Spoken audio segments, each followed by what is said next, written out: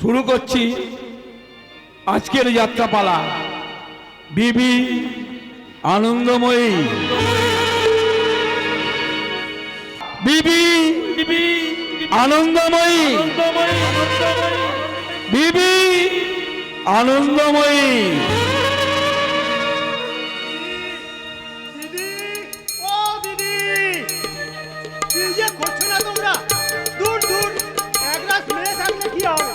কাজের বেলায় ঘন্টা লোকজন খেয়ে বাড়ি চলে গেল, অথচ ওরা এখনো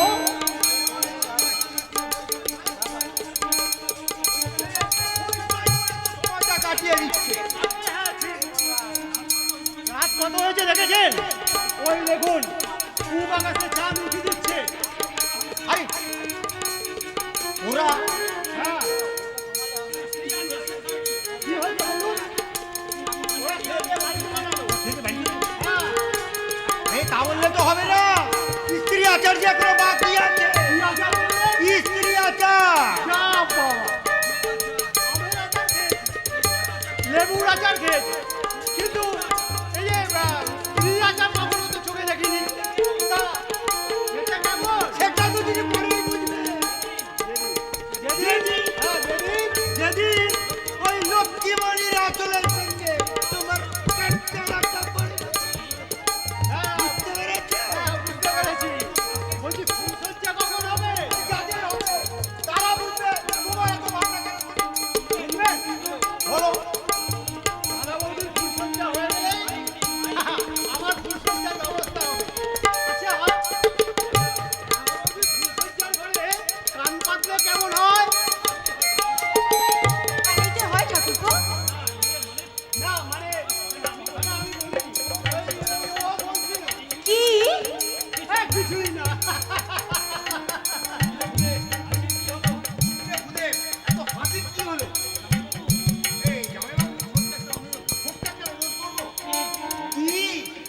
একটু কষ্ট করে এই বিদায় হবে।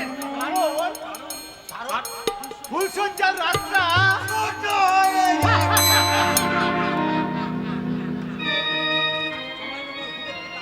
জামাইবাবু আর ভূ দেখবে তাড়াতে একটু নির্লজ্জ হতে হলো, তা হোক, কিন্তু একটুখানি লজ্জাকে বিসর্জন দিয়ে একটা লজ্জা তাড়ানো আস্ত প্রতিমাকে তো খুঁজে পেলাম। কি হলো, কি হলো আনন্দময়ী? কি সুন্দর তোমার মুখটা, মনে হচ্ছে যেন অথই জলের মাঝখানে সদ্য ফোটা একটা পদ্ম। স্বামী, ওঠো ওঠো আনন্দময়ী, বিশ্বাস করো তোমাকে পেয়ে আমি ধন্য। ছিছি, ও কথা বলতে নেই স্বামী। ঠিক আছে চলো। কোথায়? কেন ফুলসজ্জায়? আমার যে বড় ভয় করছে স্বামী। ভয় কিসে? এত সৌভাগ্য আমার কি সইবে? তার অর্থ? কেন জানি না, কেন জানি না, একটা অজানা আশঙ্কায় আমার মনটা দূর দূর করছে। মনে হচ্ছে কিচ্ছু মনে হয়, কিচ্ছু মনে হয়। যদিও তা হয় সেটা তোমার ভয়ে, লজ্জায়। এসো, তোমাকে বুকে নিয়ে লজ্জা ছড়ানো লজ্জা সমুদ্র পার করি। ও উদে, হ্যাঁ, কিছু বলছিস? দিদি বলছিল তুমি রাধা মাধবকে প্রণাম না করে কোনোদিন শুতে যাও। আজ কিন্তু ও একদম ভুল হয়ে গেছে, সত্যি আমার মনে ছিল না। কি করে থাকবে বল, সকাল থেকে তুমি পাল্লায় পড়ে যা, ভুল তো হয়েই থাকে। আনন্দময়ী, তুমি ভূতের সাথে একটু গল্প করো, আমি রাধা মাধবকে প্রণাম করে এক্ষুনি আসছি। কি ব্যাপার বৌদি, কতখানি এগিয়েছিলে? একটুও না। মিথ্যে কথা। আচ্ছা বৌদি, আমার একটা কথা রাখবে? কি কথা ভাই? একটা গান শোনাবে? গান? গান? হ্যাঁ গো হ্যাঁ, তোমার তো আজকে গানে গানে ভুবন ভরিবার দিন। ওই দেখো আকাশে চাঁদ উঠেছে, বাতাসে ভেসে আসছে বুড়ো ফুলের গন্ধ। অনেক স্বপ্ন দেখার পর এলো আজ মধুরাতি, এলো আজ মধুরাতি, এলো আজ মধুরাতি, এলো আজ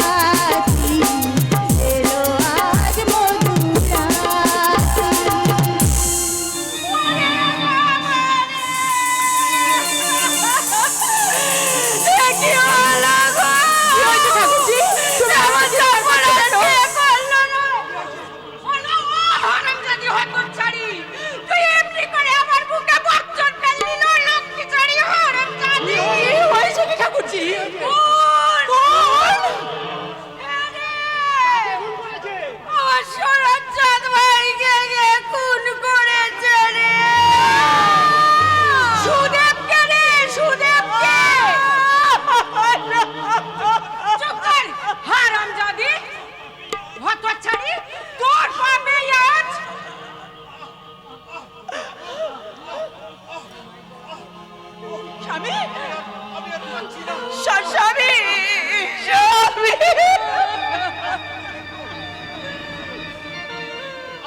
আনন্দময়ীকে তোমরা দেখো।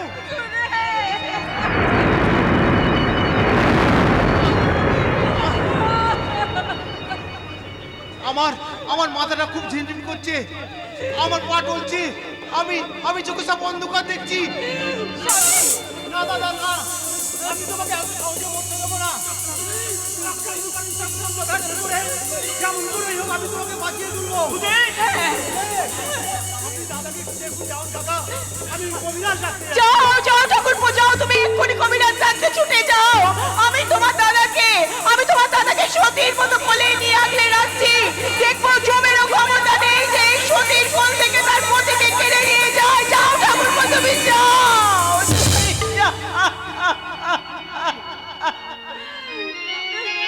আনন্দময়ী, আনন্দময়ী, আমার খুব কষ্ট হচ্ছে আনন্দময়ী।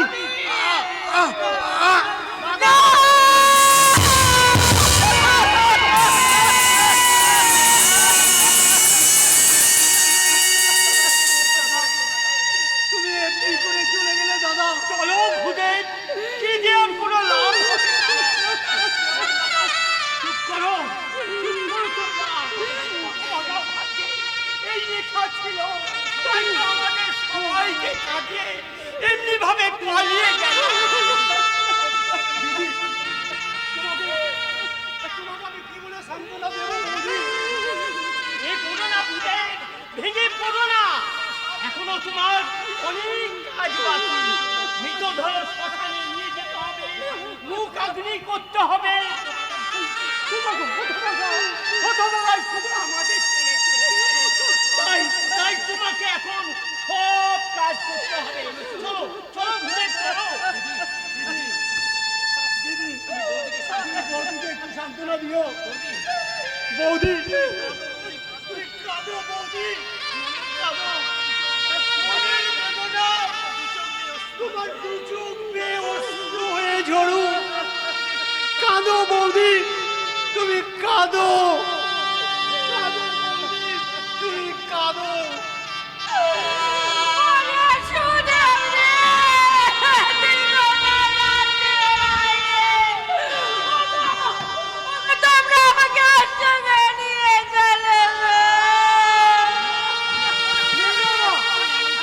তুমি এমন করলে বউটাকে কে দেখবে?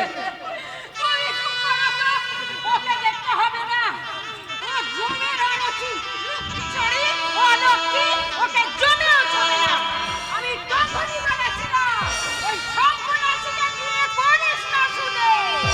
বুঝতে পারছিস না এখন? পরে বুঝবি।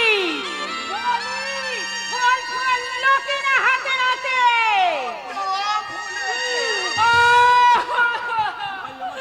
ভাই আমার ঠাকুর নাম করে যে এই মন্দির থেকে নেমেছে, অমনি কোন সর্বনাশে বাসবুক।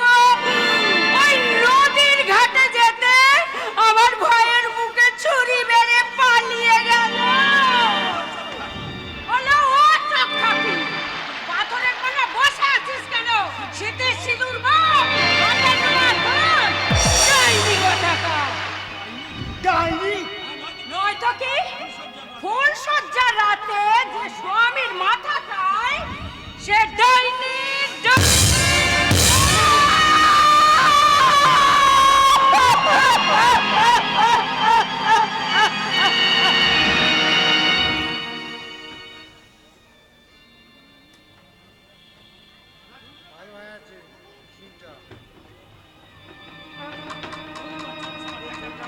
বৌদির বাচ্চাটা ঠ্যাক ঠ্যাক করে কাঁদছিল। কাঁদবে না? কাল সারা রাত্রে তো কিছু খায়নি। তাই তো ওকে খাওয়াতে গিয়ে আমি হাসতে হাসতে খুনটা করে ফেললাম। হুজুর বলল 200 টাকা দেবে। কাই তো শালা হাসিল, কিন্তু হুজুর গেল কোথায়? হুজুর ঠিকই আছে যাদব, কিন্তু তুই কাজটা ঠিক করেছিস তো? সে কথা বলতে হুজুর, সুদেব ঠাকুর যেই না মন্দির থেকে নিচে নেমেছে, অমনি আমি ছুরিটা সোজা একেবারে বুকে। তারপর ব্যাস, আর যাই কোথায়? মা গোপনে মুখ টুকরে পড়লো মাটিতে। আমি ছুরিটা এক টানে বুক থেকে তুলে নিলাম। হুজুর সে কি রক্ত একেবারে ফিনকি দিয়ে হুজুর, আমার টাকাটা দিচ্ছি দিচ্ছি, তার আগে বল সুদেবটা মরবে তো? মরবে তো মানে এই কত শ্মশানে নিয়ে গেল হুজুর, আমার টাকাটা এই নে, কত আছে? 100 আর 100? দেব না। হুজুর টাকার জন্যই আমি মানুষ খুন করেছি। একটা মানুষ খুন করেছিস, 100 টাকা দিয়েছিস, আবার কত চাস? এখনো 100। পাবি না, যা, যা। হুজুর কি? চোখ রাঙাচ্ছিস? শুধু চোখ রাখাচ্ছি না হুজুর, বাকি টাকা না দিলে না দিলে আপনি যে আনন্দময়ী কিনে ফুর্তি করার জন্য সুদেব ঠাকুরকে খুনটা করিয়েছেন সেটা আমি সবাইকে জানিয়ে দেব।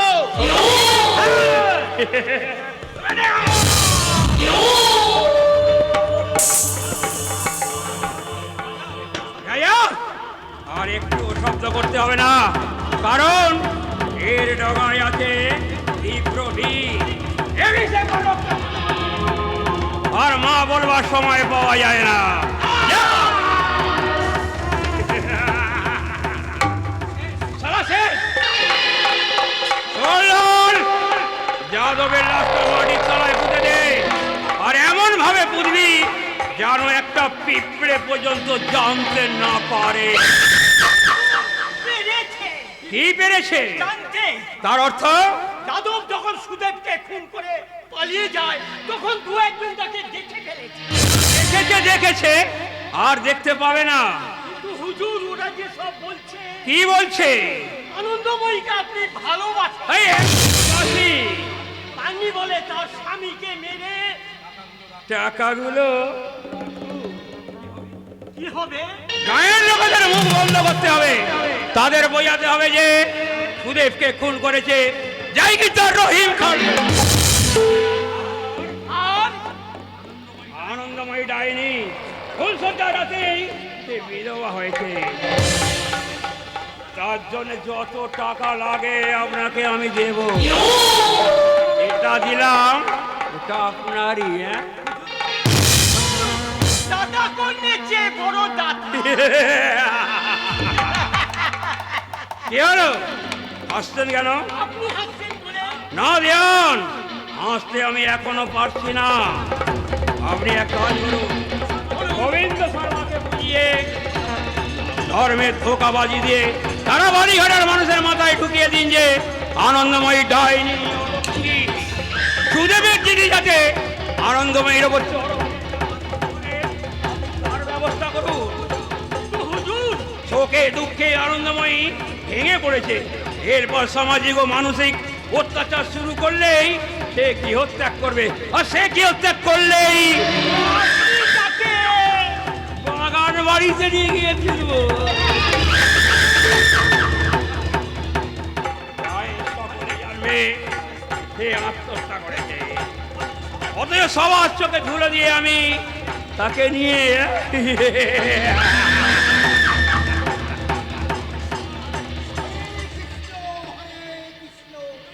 কৃষ্ণ কৃষ্ণ হরে হরে হরে রাম রাম রাম হরে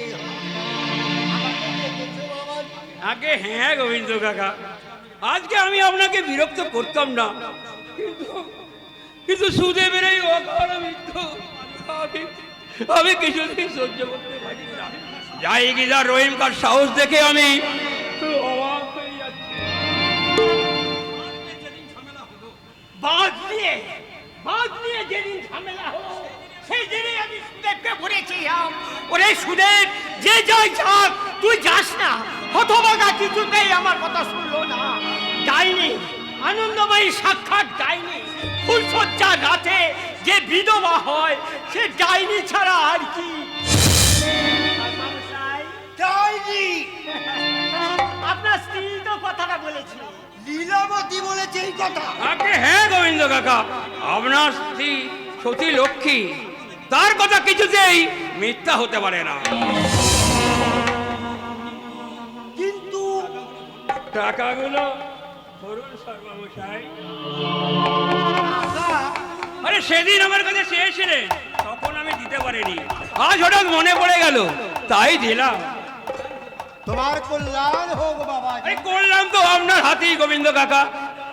আপনি আমাদের কুল পুরোহিত, আমার এবং আমার প্রজাদের মঙ্গল কামনা আপনিই করেন। কাজেই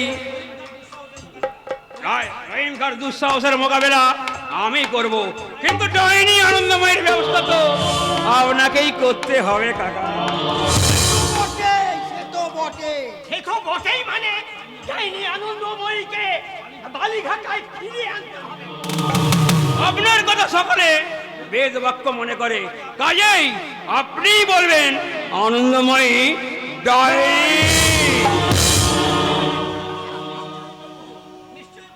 নিশ্চয়ই বলবো, কেন বলবো না? সত্যিই তো ওই হতভাগী মেয়ে ফুল সজ্জার রাতে বিধবা হয়ে গেল। তার পুরা কপালের পাপে ওই সুদেবটা মরেছে। না মানে?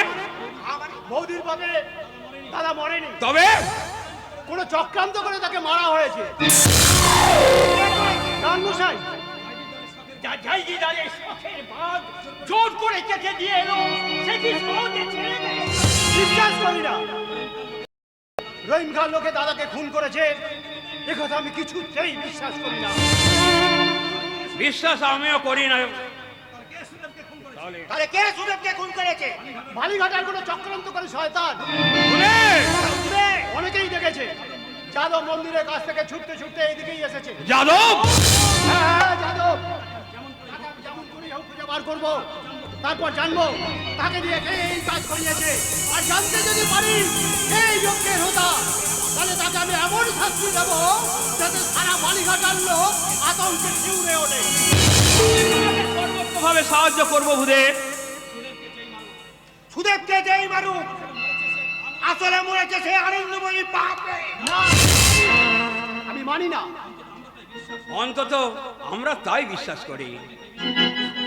কিন্তু বৌদি দেবীর মতো মুখখানা দেখে, লক্ষ্মীর মতো আচার ব্যবহার লক্ষ্য করে তাকে ভক্তহীনা বলে মানতে আমি পারছি না জমিদার বাবু। যার অপূর্ব কণ্ঠের লালিত্যে দেবতার চোখে জল ঝরে, যার সঙ্গীত না শুনলে রাধা মাধবের আরতি হতো না, তার দুর্ভাগ্যের জন্য আমার দাদা মরেছে, একথা আমি কিছুতেই বিশ্বাস করতে পারি না। বিশ্বাস আমিও করি না ভূদেব, কিন্তু গোবিন্দ কথা বলছেন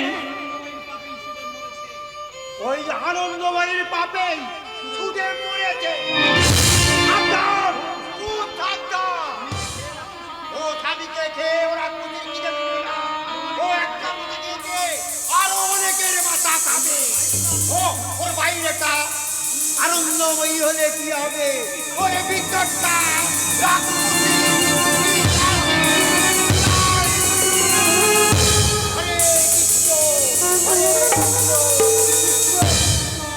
হরে হরে হরে রাম। বৌদি ডাইনি? না না, এ কথা আমি কিছুতেই ভাবতে পারি না। ভাবতে হবে বাবাজি, ভাবতে হবে। নৈকুশ্য কুলীন ব্রাহ্মণ, তোমার বাবা ছিলেন বিখ্যাত পণ্ডিত, তাই সমাজ এখনো তোমাদের মুখ চেয়ে বসে আছে। নিশ্চয়ই। তাই বলছিলাম কি ভুলে ভালো করে ভেবে দেখো, এরপরেও কি এই আনন্দময়ীকে এই বাড়িতে রাখা ঠিক হবে? না না না, আর বলবেন না দানমশাই, বলবেন না। আমার মাথাটা বন বন করে ঘুরছে, হৃৎপিণ্ডটা আমার বন্ধ হয়ে যেতে চাইছে। আনন্দময়ীকে আমি আমার মায়ের আসনে বসিয়েছিলাম, মাতৃপ্রতিমার উজ্জ্বল রূপে আমার চোখ ঝাপসা হয়ে আসছে। আমি বোধহয় পাগল হয়ে যাবো দেবরমশাই, আমি বোধহয় পাগল হয়ে যাবো। পাগল তো হতেই হবে ভূদেব। এরপর যখন শুনবে লক্ষ্মীমণির বাবা আনন্দময়ীকে বাড়িতে রাখার জন্যে লক্ষ্মীমণির সঙ্গে তোমার বিয়ে দেবে না, তখন পাগল না হয়ে যাবে কোথায়? তার মানে আনন্দময়ী তাহলে আসতেই হবে। এর আগে আনতে চেয়েছিলাম, তখন আনলে দেবদাসী করে রাখতাম। এখন দেব সেবা করবে দিনে আর রাতে। তোমার সেবা করতে তুমি দেখতে এলাম তোমার খেয়ালের রথ কোথায় গিয়ে থামবে? থামবে না। থামবে স্বামী, থামবে। কোথায় গিয়ে থামবে? ক্ষমতা যেখানে শেষ হয়, নতুন রাস্তা আমি তৈরি করে নেব উমা শশী। কিন্তু ক্ষমতার তো শেষ আছে স্বামী। তুমি আমাকে জ্ঞান দিতে এসেছো? না, অত অজ্ঞান যে উমা শশী নয়। তাহলে পালঙ্ক ছেড়ে রাতের ঘুম নষ্ট করে এই বাগান বাড়িতে কেন এসেছো? তোমাকে দেখতে। এতদিন দেখেও দেখার তোমার শেষ হলো না? না স্বামী, উমা শশী, তোমার যে রূপের শেষ নেই, ছদ্মবেশের যে অভাব নেই স্বামী। বাজে বকো না। তাই তো আমি কাজের কথা বলতে এসেছি। রাতে আমি কারো কথা শুনি না। শুধু নিজের খেয়াল খুশির কথা ছাড়া, নিজের আনন্দের কথা ছাড়া, প্রজারা মরে মরুক, রাজ্যের নিয়ম শৃঙ্খলা সব ভেস্তে যাক, মত পেলেই হলো, নিত্য নতুন মেয়ে মানুষ পেলেই তোমার মনটা মাতাল হয়ে ওঠে। কিন্তু কেন এমন হবে স্বামী? কই ফেরত চাইছো? যদি আমি তাই চাই, এ কি আমার অপরাধ? নিশ্চয়ই। না, কেন অপরাধ? আমি তোমার স্ত্রী, তোমার অর্ধাঙ্গিনী, তোমার কাছে কৈফিয়ত চাওয়ার অধিকার যে আমার আছে। না, সে অধিকার আমি তোমাকে দিইনি। দিতে হয় না স্বামী, সে অধিকার যে ধর্ম তো আমার মাথায় চেপে বসেছে। ওসব ধর্ম আমি মানি না। অপরকে ধর্ম শেখাও, সে ধর্ম নিজে মানতে কষ্ট কেন? উমা শশী, এই মাত্র তুমি ভূদেবের মাথায় চাপিয়ে দিলে যে ধর্মের অনুশাসন, সে ধর্ম আজ নিজে মানতে কষ্ট কেন? মন চাও তো এখান থেকে চলে যাও। তবু শত অপমানের পরও আমি বলবো, তুমি আমার সাথে চলো স্বামী। কোথায়? প্রাসাদে।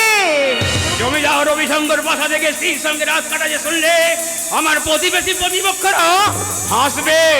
কিন্তু আমি যে কাঁদছি স্বামী, দিন রাত তোমার মঙ্গল কামনার জন্য ঈশ্বরের কাছে আমি চোখের জলে বুক ভাসাচ্ছি।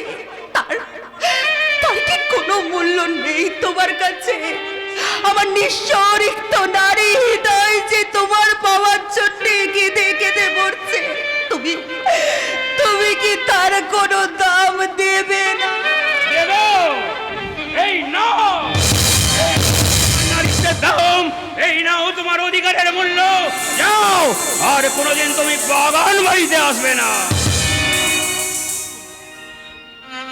আসবো না। না, চেষ্টা করি স্বামী, আমি অনেক চেষ্টা করি এখানে না আসার, কিন্তু কিছুতেই যে নিজেকে ঠিক রাখতে পারি না। একটা অদৃশ্য শক্তি আমার এই হাতটা ধরে এখানে নিয়ে চলে আসে। আমার পা চলে না, কিন্তু মন চলে। মনের টানে, মনের অজান্তে কখন যে এখানে চলে আসে আমি তা জানি না স্বামী, জানি না, জানি না।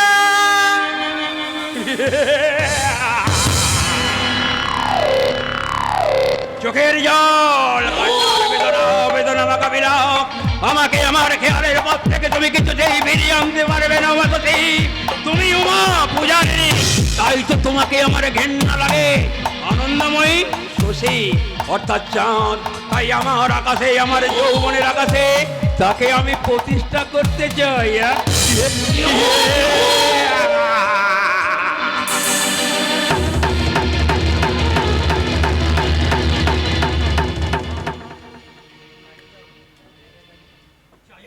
চাই বললে কি সব পাওয়া যায়?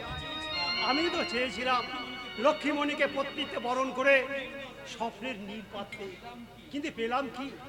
লক্ষ্মীমণি আজ আমাকে স্পষ্ট জানিয়ে দিয়েছে যে ডাইনি আনন্দময়ী এই বাড়িতে থাকলে সে এ বাড়ির বউ হয়ে আসবে না। আসবে না কেন রে ভূদেব? তুই তো ইচ্ছে করলেই তাকে এই ঘরে বউ করে আনতে পারিস। তবে হ্যাঁ, ওর বাবা মা তো সমাজে বাস করে, সমাজের ভয়েই তারা অমাত করছে। তা তুই যদি সমাজের মুখ চেয়ে ওই ডাইনিটাকে বাড়ি থেকে খেদিয়ে দিস, তাহলে এই সব ঝঞ্ঝাট মিটে গেল। না, সত্যি করে আমার মাথা ঠিক নেই রে ভূদেব। তোকে আমি বই বই করে বোঝাচ্ছি, তুই তবু ব্যাপারটা বুঝছিস না। ভালো করে চিন্তা করে দেখ, যে মেয়ে ফুলসজ্জার রাত্রিরে স্বামীর মাথা খায়, তাকে যদি তুই এখনো ডাইনি বলে না মানিস, তাহলে সমাজে মানবে কেন? আর আমি কি করব দিদি? ভালো করে ভাব, বেশ করে চিন্তা কর, মন বুঝে দেখ। আমরা হচ্ছে গিয়ে সারা জীবন তোর এখনো পড়ে আছে। বিয়ে করবি, ছেলে পুলে হবে, তাদের নিয়ে তুই সুখে শান্তিতে ঘর কান্না করবি। বউ, ছেলে, সন্তান, তাছাড়া তাছাড়া তোর বংশের কথাটা একবার ভাব। আমরা হচ্ছে গিয়ে নৈকুশ্য কুলীন, আর তোর ভগ্নিপতি এই সমাজের কর্তা, ওই জমিদার বাড়ির পুরোহিত। এই বালুঘাটার হাজারো মানুষ তার পায়ে এখনো নুইয়ে পড়ছে। তুই ওই হারামজাদি সর্বনাশী ডাইনির কথা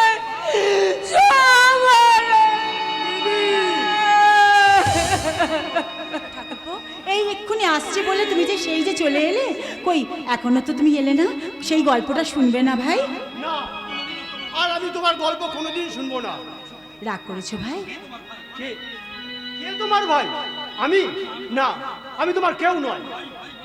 ভাই ভাই বলে গল্প শুনিয়ে আমার মনটাকে সে দুর্বল করে দিতে চায়। এসব তুমি কি বলছো ঠাকুরপো? বুঝতে পারছিস না? বুঝতে পারছিস না? চালতাম কেউ অলক্ষী দিদি, সাত পুরুষের দিদি। খবরদার, খবরদার, তুই আমাকে দিদি বলে ডাকবি না। তোর ওই দিদি ডাক শুনলে না আমার ঘেন্না লাগে।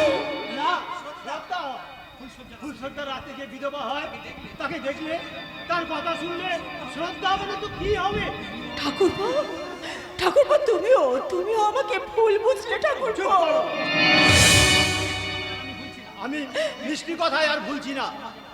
এই সমাজে আমাকে বাস করতে হবে, আর তোমার জন্য আমার উজ্জ্বল ভবিষ্যৎ কালো করে দিতে পারি না। আমি বেশ বুঝেছি তোমার বিশ্বাসে বিষ আছে, তোমার হাসিতে লুকিয়ে আছে নিশ্চিত মরণ। তাই তাই সমাজের অজস্র মানুষের সঙ্গে একমত হয়ে তাদের কণ্ঠে কণ্ঠ মিলিয়ে বলছি, তুমি আনন্দময়ী নও, তুমি ভয়ঙ্করী।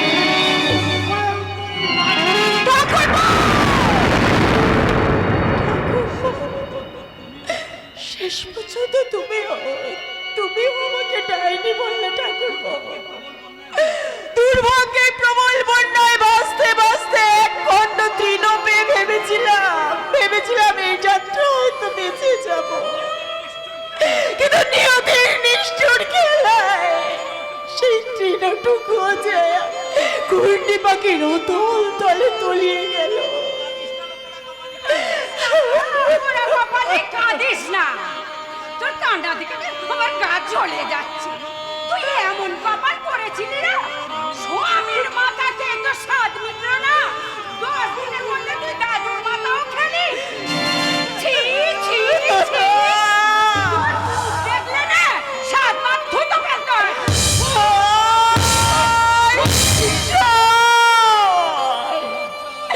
লজ্জা, ঘেন্না, এই কালো মুখ নিয়ে আমি এখানে থাকবো কি করে ঠাকুর? আমি এখানে থাকবো কি করে তুমি বলে না?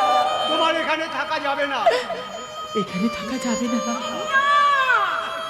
তাহলে আমি কোথায় যাব? জমের বাড়ি, জাহান্নামে। কৃষ্ণ কৃষ্ণ হরে হরে, হরে রাম রাম রাম হরে। শ্রীরামতী, ও কথা বলো না, ও কথা বলতে নেই। তুমি চুপ করো। বিধবা সম্বন্ধের বইয়ের জন্য মির্সের দরদ একেবারে উজলেও। আপনি অনর্থক রাগ করছেন লীলা কাকিমা, গোবিন্দ কাকা ঠিকই বলেছেন। আমাদের কি সৌভাগ্য রে, রাজার ছেলে রাজা এসেছে আমাদের বাড়িতে। ওরে ও বুদে, তুই হাঁ করে দাঁড়িয়ে কি দেখছিস ভাই? চট করে এক বাটি মিষ্টি নিয়ে আয়। বাবু, আমি যাবো আর আসবো। বসতে আমি আসনি বলে আমি এসেছি একটা কাজের কথা আলোচনা করতে। আসবে বই কি বাবা, আসবে বই কি, 100 বার আসবে। 200 বার আসবে। আনন্দময়ীকে দেখলে ফসল ফেটে জল ঝরে। ওই ডাইনির কথা বাদ দাও তো বাবা, তুমি কাজের কথা কি বলছিলে? কি বলছিলে? কথাটা আনন্দময়ীকে নিয়ে। হাজার হোক গাঁয়ের মেয়ে, একদিন আমাদের সকলের স্নেহের পাত্রী ছিল। ওলো ও সর্বনাশী, এই সোনাচ্চার ছেলের মুখের কথা শুনলি? খুব শুনেছি দিদি। দেশ শুদ্ধ লোক ওকে ডাইনি বলছে কাকিমা। অন্তত আপনারা কিছু ওকে বলবেন না। বাড়িতে থাকলে তো বলবো। বলবো। এখানে থাকবে না আনন্দময়ী? না, ঝাঁটা মেরে না ওকে বাড়ি থেকে বিদায় করে দে। এটা কি ভালো হবে? কখনো হবে না। গোবিন্দ কাকা বলছিলেন 3 বছর নাকি মদন মোহনের সেবা করলে ডাইনি দৃষ্টি শুদ্ধ হয়ে যায়। তাই আমি বলছিলাম কি, আমাদের বাগান বাড়িতে জাগ্রত মদন মোহন রয়েছেন, আনন্দময় 3 বছর তার সেবা করুক। ও মা, এ তো ভালো প্রস্তাব গো। ওলো লক্ষ্মী ধুপসি, কথাটা মনে ধরেছে? খুব ধরেছে দিদি। ছুরির মনে ধরেছে বাবা। তাহলে আমি সব ব্যবস্থাই করে রাখবো, কোনো দিকে কোনো অসুবিধা হবে না। কাল আমি দেয়ানকে দিয়ে সারা বাংলায় প্রচার করিয়ে দেবো যে বিশুদ্ধ সমাজপতি পণ্ডিত গোবিন্দ শর্মার বিশুদ্ধ শুদ্ধ তন্ত্রমার্গকে অস্বীকার করে যে আনন্দময়ীকে ডাইনি বলবে তার ঘাড়ে আর মাথা থাকবে না। আমি তাহলে আসি কাকিমা, আসি। এসো বাবা, এসো, তুমি জন্ম জন্ম এসো। এসো। কি এসো? ওই জন্ম জন্ম। গেল মিলছে, কথা খেয়ে ধরে টান মারা স্বভাব আজও গেল না।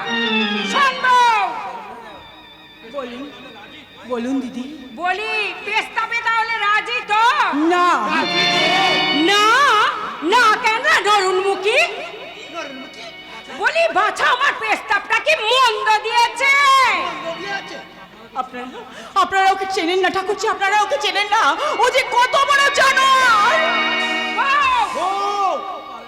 ও পারে না এমন কোনো কাজ নেই ঠাকুরজি, ও পারে না এমন কোনো কুশিক্ষা নেই। ওর জন্যই আজ আনন্দময়ীর জীবনটা বিষে জ্বলে পুড়ে ছাই হয়ে যাচ্ছে।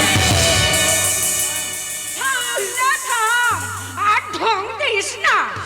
আমি বলছি এই প্রস্তাব তোকে মেনে নিতেই হবে। ঠাকুরজি, আমি কিছুতেই এই প্রস্তাব মানব না।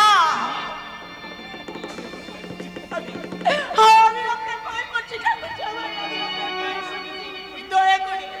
দয়া করে আমার এই শ্বশুরের বিটে থেকে আমাকে তাড়িয়ে দেবেন না।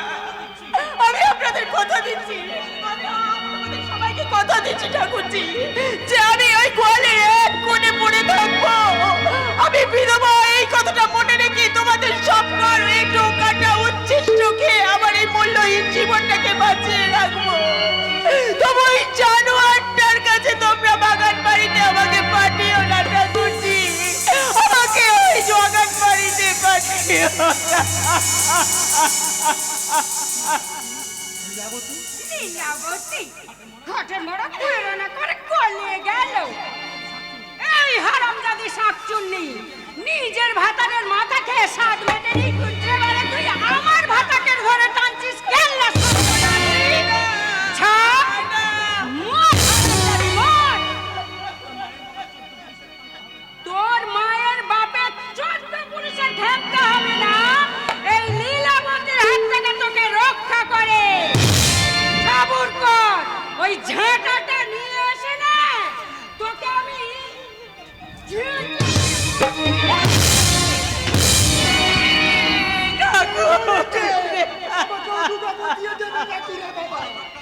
ये बाबा महादेव, ये बाबा महादेव, ये महादेवी, ये महेश्वर, আমাকে রক্ষা করো বাবা, রক্ষা করো।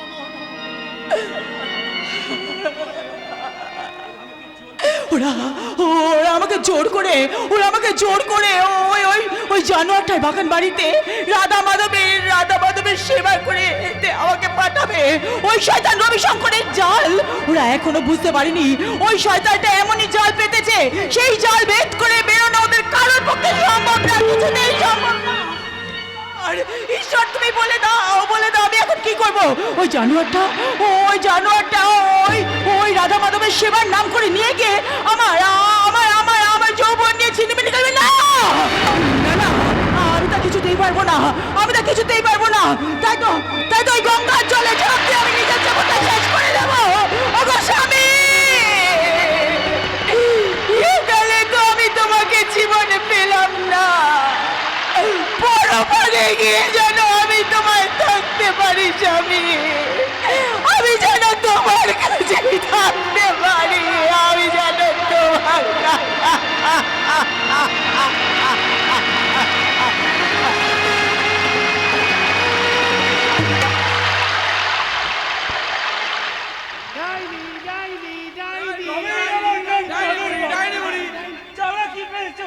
মানুষ কখনো ডাইনি হয়? খবরদার মেয়েটাকে ঢেলা পারবি না বলেছি। ওর কাছে কেউ যাবে না। ও বসাই তো তোদের কি হয়েছে রে? তোদের কারো ক্ষতি করেছে না ডাকাতি করেছে? কাদের চাচা? কার সঙ্গে তুমি কথা বলছো গো চাচা? আর বলিস না বাপ, এই বিয়ান বেলা থেকে একটা বিধবা মেয়ে মানুষ ওই বকুল তলায় বসে আছে। তার দুনিয়ার ছেলে চোখরা তার পিছনে লেগেছে। লাগবেই তো চাচা। কেন লাগবে কেন শুনি? কারো চুরি করেছে না ডাকাতি করেছে? না বললে কি হবে? মেয়েটা যে আসলে ডাইনি গো চাচা।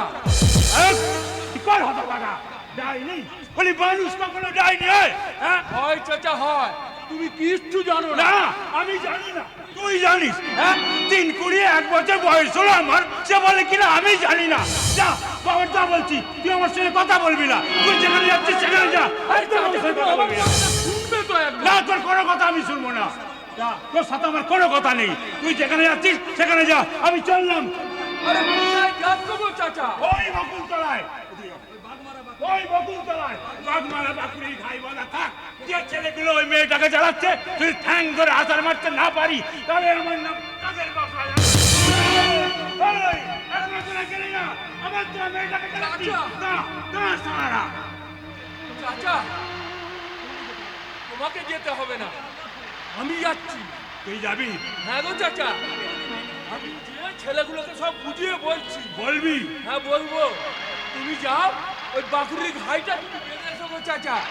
জানিস বাপ পরান, মেয়েটা কি কান্নাই না কাঁদছে। আমি শুধালাম, আগামী তোমার বাড়ি কোথায়? তা আমাকে কিছু বললো না। কি করে বা বলবে বল? ডাইনি বলে মেয়েটাকে সবাই জ্বালাতন করছে। আমার জিনিস উঠতে একবার ছেলেরা। হায় আল্লাহ, আমার কি করবে? শুনছিস রে?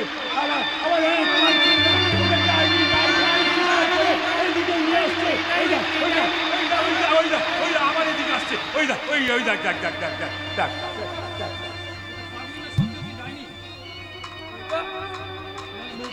সত্যি ডাইনি?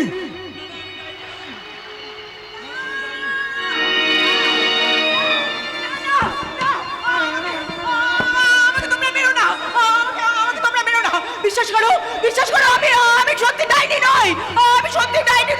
আমি ব্রাহ্মণ ঘরের মেয়ে, আমি ব্রাহ্মণ ঘরের বউ। তুমি বিশ্বাস করো, আমি সংসারে কাউকে কোনোদিন কারোর অমঙ্গল খাইনি। আমি কোনো সন্তানকে রাক্ষস হিসেবে খাইনি। তোমরা বিশ্বাস করো, আমি ডাইনি নই।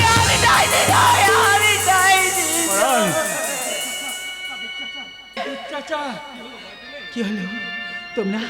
তোমরা ভয় পেলে? তুমিও আমাকে দেখে ভয় পাচ্ছ, কিন্তু কেন আমাকে দেখে তোমরা কেন ভয় পাচ্ছ বলতে পারো? বিশ্বাস করো, আমি ডাইনি নই। আমিও তোমাদের মতো আর 5 জনের মতো সুস্থ স্বাভাবিক মানুষ। আমারও খিদে পায়, আমারও ঘুম আসে, আমিও জানো তোমাদের মতো আর 5 জনের মতো হাসতে পারি জানো। দেখবে আমি কেমন করে হাসবো দেখবে।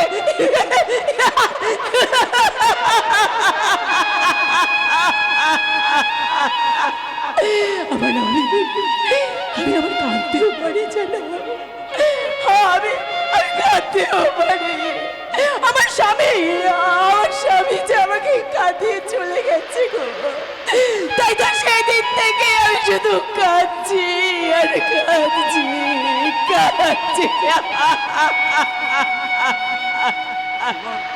তোমার বাড়ি কোথায় মা জান? বালিঘাটা তোমার শ্বশুর বাড়ি? ওই গায়েই। বাপ মা নেই? না, ছোটবেলায় আমার মা বাবাকে আমি হারিয়েছি। আমি দাদুর কাছে মানুষ। অনেক বেশি বয়সে দাদু আমাকে ওই গায়েরই এক ব্রাহ্মণ পরিবারে বিয়ে দিয়েছিল। কিন্তু এমনই আমার পোড়া কপাল যে ফুলশয্যার রাতে আমার স্বামী খুন হয়ে গেল। হ্যাঁ, জীবনে আমার প্রথম প্রভাত উদয় হওয়ার আগেই আমার ভাগ্য আকাশে সূর্য অস্ত চলে গেল। ফুলশয্যার রাতে আমি হলাম বিধবা। ভগবানের কি খেয়ালের খেলা! না, ভগবানের খেয়ালের খেলা নয়। এক মানুষের লালসার বলি একজন লম্পট শয়তান আমার জীবনটাকে নিয়ে ছিনিমিনি খেলেছে। তাই তো আমি জানো সেই কথাটা আমি সবাইকে বুঝিয়ে বলতে চেয়েছিলাম, কিন্তু কেউ আমার কথা বিশ্বাস করেনি, কেউ আমার কথা শুনতে চায়নি। সবাই ঘেন্নায় আমার দিক থেকে মুখ ফিরিয়ে নিল। তারপর কেমন করে জানি না সেই সমাজে রটে গেল সেই মিথ্যে বদনাম। আবাল বৃদ্ধ বনিতা সবাই এক বাক্যে আমাকে বলতে লাগলো আমি নাকি ডাইনি। বুড়ি মারবে কোন বিশু? তোর ছেলে? হ্যাঁ দাদু, ওরা তোমার ভয় আসতে পারেনি, তাই বললো ডাইনিটাকে একটা ঢেলা মেরে আয়। এই ডাইনি বিশু শোন ভাই, বিশু শোন, উনি ডাইনি নয়, উনি নিচে কথা। হ্যাঁ বাবা, হ্যাঁ না বাবা না, মারতে দাও বাবা, মারতে দাও। সবাই আমাকে ঢিল মেরেছে, ধুলো ছুঁড়েছে, কাদা দিয়েছে। ওই বাবা যাবে কেন? মার বাবা, মার আমার কপালে ঠিক এইখানটা মার, যেখান থেকে আমার ভাগ্যটা কালো অন্ধকারে মিশে গেছে। মার বাবা, মার, তুইও মার।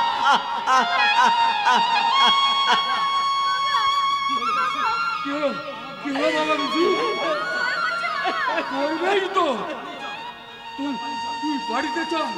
আমি তখনই চাচাকে বললাম ওমে সাক্ষাৎ ডাইনি। না, আমি তোমার কথা শুনবো না। চল, তুমি তোমার এই প্যারের মেয়েকে নিয়ে বাড়িতে গিয়ে যত্নার্থের করোগে। চল বিশু, তুই এখান থেকে চল।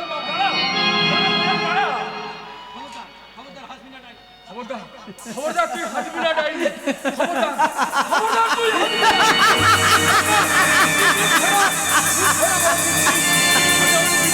বাড়ি চলে যাচ্ছি। আর বিশু, দাঁড়া বলছি, দাঁড়া। তোমার এই প্যারের মেয়েকে তুমি বাড়িতে নিয়ে যা। আমি বিশুকে নিয়ে বাড়িতে চললাম। চল বাবা বিশু।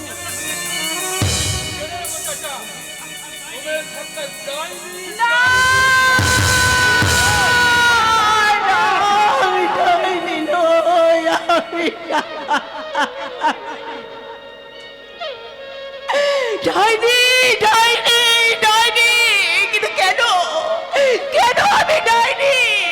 কিসের জন্য আমি ডাইনি?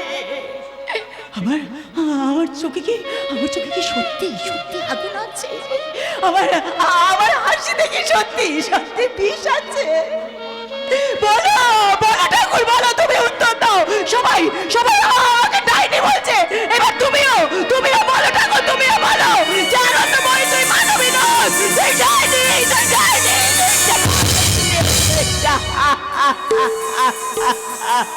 বাজান, তুমি তুমি তো পালিয়ে গেলে না বাবা। পালাও পালাও বাবা পালাও, এক্ষুনি পালিয়ে যাও এখান থেকে, নাহলে নাহলে আমার যে তোমার উপরে কুনজর পড়ে যাবে। আমি হচ্ছে ডাইনি হয়ে তোমার রক্তটাকে চুষে খেয়ে নেবো। পালাও, পালিয়ে যাও বাবা, পালিয়ে যাও বাবা এখান থেকে, তুমি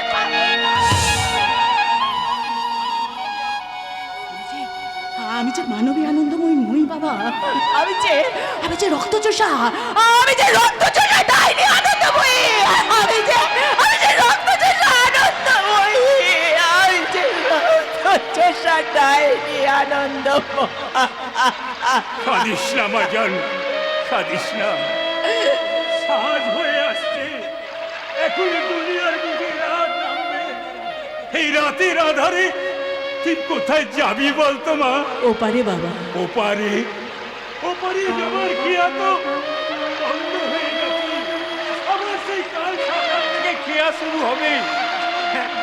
কাজ কর বেটি, তুই আজকে রাতটা এই পুরো ছেলের বাড়িতে কোনো রকমে কাটিয়ে দে। বাবা কোনো ভয় নেই ম্যাডাম, কোনো ভয় নেই। এই পুরো কাদের বক্সের বাড়িতে তোকে কেউ জ্বালাতন করবে না। তুই কিচ্ছু ভাবিস না। আমি একটুখানি সময় এখানে দাঁড়াও। আমি এক থেকে ঘাইটা বেঁধে দিয়ে তারপর আমি আসছি। আর আসনি জানো বেটি, আর আসনি, তাহলে বুঝবো এই পুরো ছেলেকে তুই ছেলে বলে মেনে নিতে পারিস না বাজান, তুই ছেলে বলে মেনে নিতে পারিস না।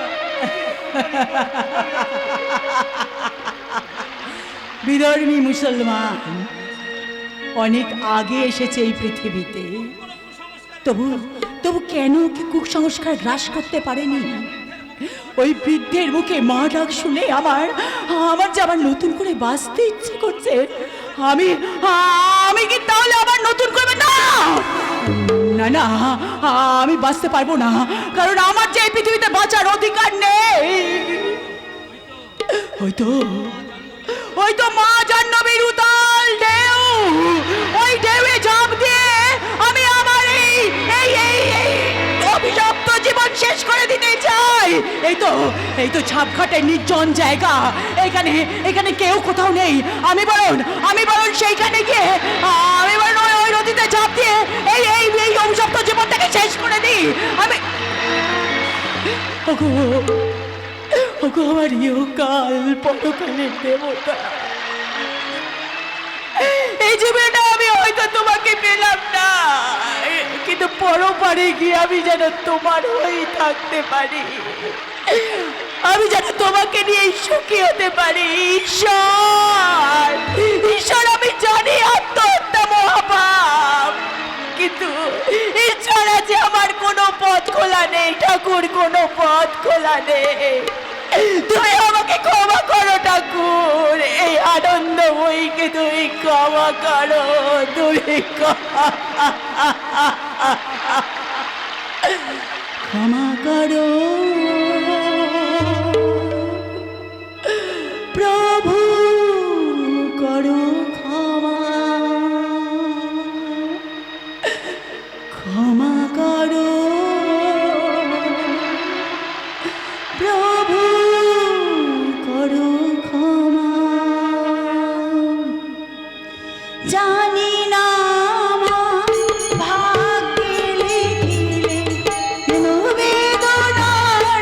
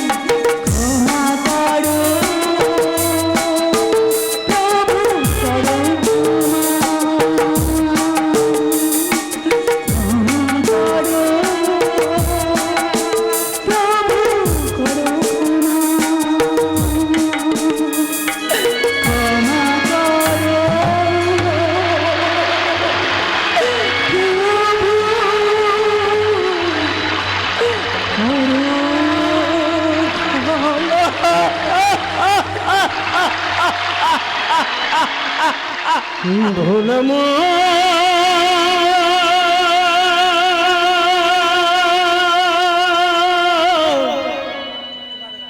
মনমা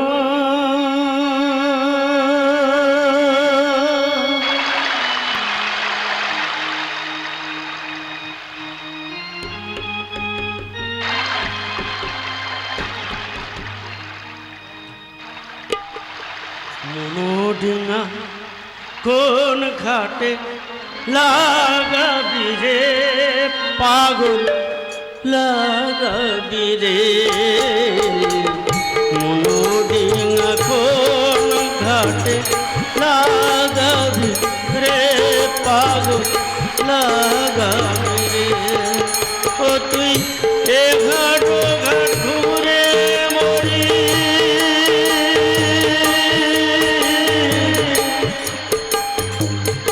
ওরে পাগল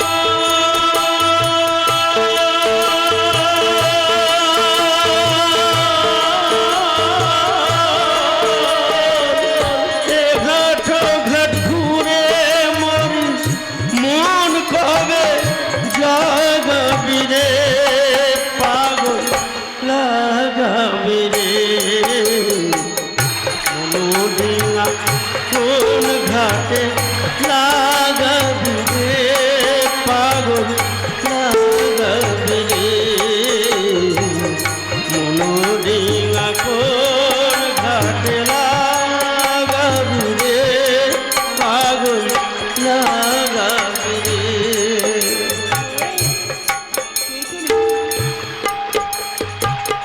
জীবন নদীর অথই পানি কুল কিনার নাই জীবন নদীর অথই পানি কুল কিনার নাই মন মাঝি তুই বৈঠা ধরে ভেবে মরি তাই ওরে মন মাঝি তুই বৈঠা ধরে ভেবে মরি তাই তুই সাধনের পাল তুলে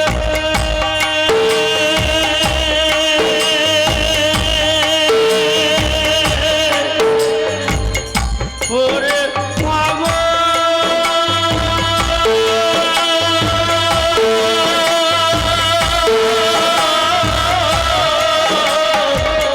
সাধনের পাল তুলে তবে তুই ফুল পাবি রে পাগল লাগাবি রে মনোডিঙা কোন ঘাটে লাগাবি রে পাগল লাগাবি রে মনোডিঙা কোন ঘাটে লাগাবি রে পাগল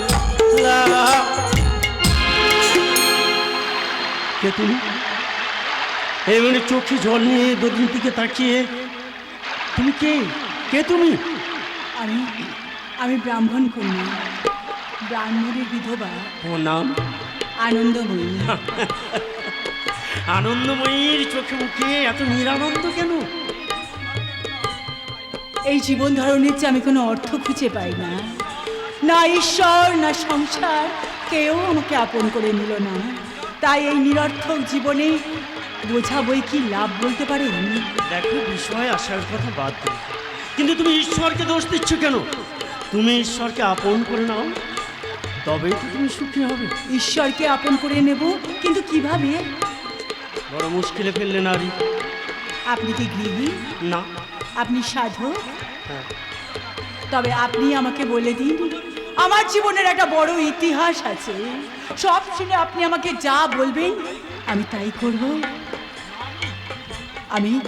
আমি গঙ্গায় ঝাঁপ দিতে গেছিলাম, কিন্তু আপনি বিশ্বাস করুন, যত আমি আত্মহত্যা করার জন্য এগিয়েছি ততবারই যেন কেউ মেঘমন্ত কণ্ঠে আমাকে বলেছে, আনন্দময়ী, আত্মহত্যা মহাপাপ। লোকে তোকে ডাইনি বলে বলো, কিন্তু তুই ডাইনি নস আনন্দময়ী, তুই মানবী, মানব গোষ্ঠীর মহামানবী। জীবন নদীর অধ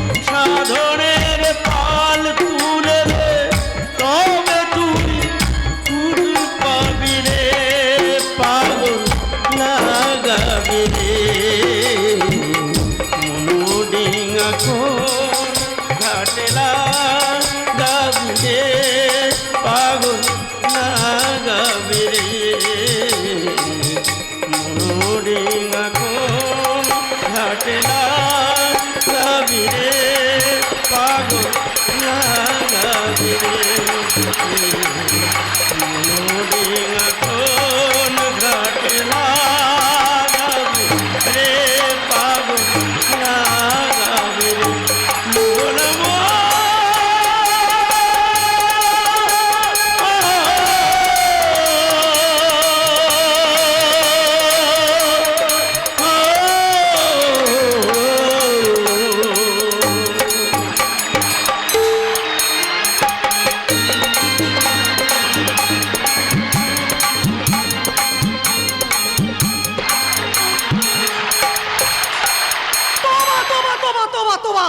এসব নাপাক কেচ্চা কানে শুনলেও গুনাহ হয়। জায়গিরে রহিম খানের জায়গিরে চলছিলাম কাফেরি কারবার। না, আমি কিছুতেই বরদাস্ত করব না। তুমি তোমার ভাইজানকে এই কথা বলেছো ভাই সাহেব? তুই তো জানিস তোর ভাইজান তোর সঙ্গে পরামর্শ না করে কোনো কাজই করে না। আল্লাহ মালিক, আল্লাহ মালিক। তা বল বল বহিন, এই কাপের মটুজ আর কসবি আনন্দময়কে নিয়ে কি করা যায় তুই সেটাই বল। করবো আবার কি? কোন বেয়াদব আমাদের আশ্রয় দিয়েছে বললে? এই একদল হিন্দু মুসলমান চাষি মাতবরি করছে তোর ওই বান্দা ওই বদর শেখের বাপ। এই, এত বড় সাহস বান্দার বাপের, ওই কাদার বক্সে। বান্দা বান্দা, এই বদতমিজ বেয়াদবি বান্দা। তোর বাপের নাম কি? কাফের মর্তজকে তোর বাবা আশ্রয় দিয়েছে? না, তারা তো গঙ্গার ঘাটের কাছে গঙ্গার বকুলতলায় কুড়ে বানিয়ে বাস করছে। পুরে না তো তোর বাপই বানিয়ে দিয়েছে রে বান্দা। চিতা দিয়েছে। তবে এই খবরটা বড় সাহেব জানে? জি হ্যাঁ। ডাক্তার বড় সাহেবকে বলবি বেগম সাহেবা ডাকছে, জরুরি দরকার আছে। এই শুনলি তো বহিন, শুনলি তো তুই নিজের কানে শুনলি তো বহিন। আমার লোক সেই কুড়ে ঘর ভেঙে গঙ্গার পানিতে ভাসিয়ে দিতেছে। তোর ওই শামীম তাতে বাধা দিয়েছে। এই ভাই সাহেবকেও এই কথাটা বলবি ভাইয়া, যে কথাটাও বলবি। আল্লাহ মালিক, আল্লাহ মালিক। শুধু বলবো দস্তুর মতন আমি কৈফিয়ত চাইবো। কোন সাহসে তার ভাইজান আমার ভাইজানকে বেউজ্জত করে? ওই হ্যাঁ বাদী বাদী। बादी नहीं है बेगम साहिबा मगर बंदा हजीर है। तोबा तोबा तोबा, তুমি আছো মখদুম মিয়া, আমি খেয়াল করিনি, গোস্তাখি মাফ করো। তা বলো বিবি জান, কি কারণে তুমি আমাকে জরুরি তলব করেছো? তুমি কি আজকাল দিনের বেলাতে শরাব খাচ্ছ বড় সাহেব? আজি আমি প্রথম খেলাম। শরাব কে দিন কাটালে? জায়গিরের খবর রাখবে কে? কেন আমার নায়েব নজিম তহসিলদার ফৌজদার তারা, তাছাড়া সবার উপরে আছে আমার ছোট ভাই শামীম। শামীম তোমার দুশমন তা তুমি জানো? মিনা বেগম খবর রাখো, এক জায়গিদারে কাফের আর কাশ্মীরকে নিয়ে যাচ্ছে তাই কাণ্ড করছে। কই শুনিনি তো। আমার ভাইজান এসে কাফের আর কাশ্মীরকে উড়ে ভেঙে দিতে গিয়েছিল বলে তোমার ভাইজান আমার ভাইজানকে বেইজ্জত করেছে। খবর তুমি শুনেছো? না এই কি করে শুনবে ভাইজান, আমি তো বলিনি। এই সামান্য ব্যাপার নিয়ে আমার এই মাথা ঘামাতে ইচ্ছা করে না। আমার সময় কোথায়? এই দেখতেই তো পাচ্ছ, হর বকত আমি তসবিহ জপ করে যাচ্ছি। আল্লাহ মালিক, আল্লাহ মালিক। শামীম আমার ছোট ভাই। না সে তো অকারণে কাউকে বেইজ্জতি করে না, অথচ তুমি বলছো মিথ্যে কথা বলছে। বেগমের ভাইজান কি কখনো সত্যি কথা বলতে পারে? তোমার ভাইয়ের বিরুদ্ধে আমার ভাইজান মিথ্যা কথা বলছে।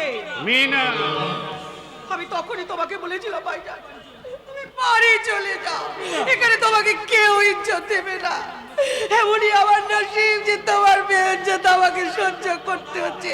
কোথায় এর থেকে তুমি আমার মত দিলে না? গজব কি বাত, এতখানি বেড়ে গেছে সামিম। না না না না না, তাকে আমি শায়েস্তা করে দেব, তাকে আমি এমন শিক্ষা দেব যে জিন্দগি ভোর সে যেন কাউকে এইভাবে বেইজ্জত করতে না পারে। কই হে সামিম, আচ্ছা আচ্ছা বলো তো ভাইজান, সামিম তোমাকে কতখানি বেইজ্জত করেছে? অনেকখানি ভাইজান, অনেকখানি, মেপে বোধহয় শেষ করা যাবে না। শুনলে তো বড় সাহেব, শুনলে তো, তোমাকে পর্যন্ত তামাশা করে কথা বলতে ছাড়ে না। তামাশা ছাড়া আমার জীবনে যে আর কিছুই নেই ভাবি। চুপ করো তুমি, তোমাকে কেউ না ছিল, আমি তোমাকে ভালোভাবে চিনি। মা ছাড়া ছেলেকে আর কে চিনবে বলো?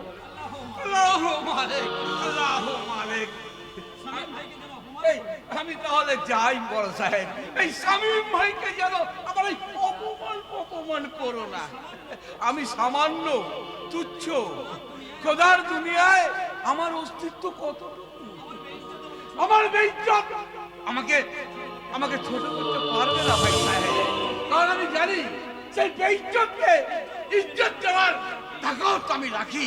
ইনসান আল্লাহ, আমার নামাজ পড়ার সময় হলো ভাই। আল্লাহ মালিক, আল্লাহ মালিক, আল্লাহ। বলো ভাইজান বলো, এসব কি শুনছিস আমি? কি সব শুনছো বলো তো? কে কাফের আর কাজবিকে নিয়ে নাকি এই বেয়াদবি করছে আমার জায়গায়, আর তুই নাকি তাদের প্রশ্রয় দিচ্ছিস? কথাটা কি সত্যি? সত্যি, তবে সবটা নয়।